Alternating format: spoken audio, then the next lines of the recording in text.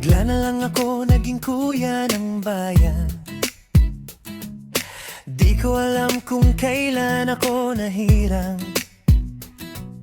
May tatlong reyna na laging maingay.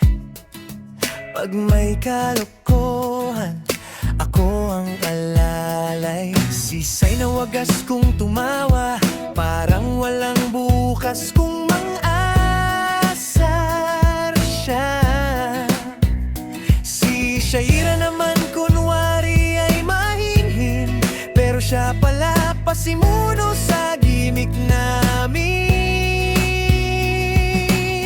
At si Mara Abate ka lang, pag tumingin parang anghel sa harap, pero pagtalikod ko, naku po, may plano na namang kalokohan sigurado. Ako ang kuya nilang napasubo, Badibigayr, taga-libre, papinsan. Oo, magaganda sila, parang mga diwata, pero ubod ng kulit, grabe makapang-asar pa.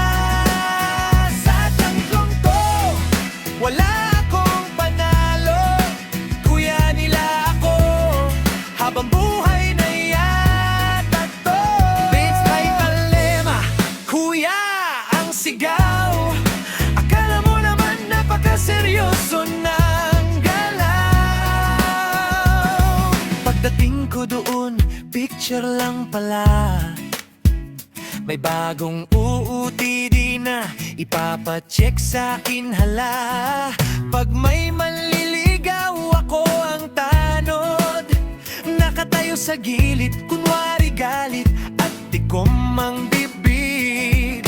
Pero sa totoo lang, natatawa na lang ako sa drama nilang pang teleserye, grabe todo.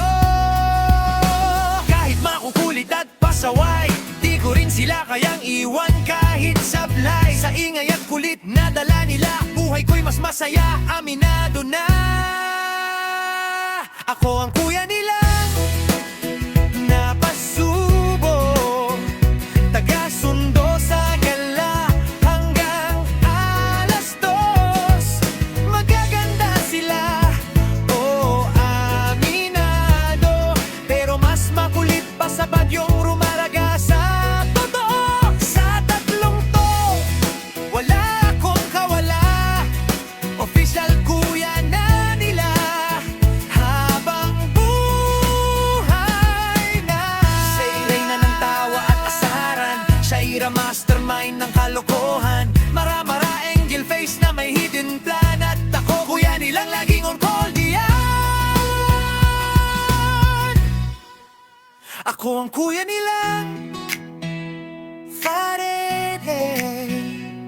Sa kulit nila imuna ko, whatever.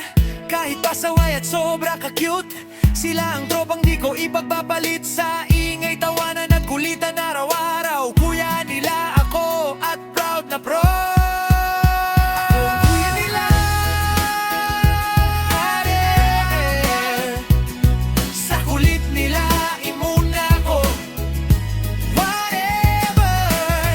Kahit pasaway at sobra ka-cute, sila ang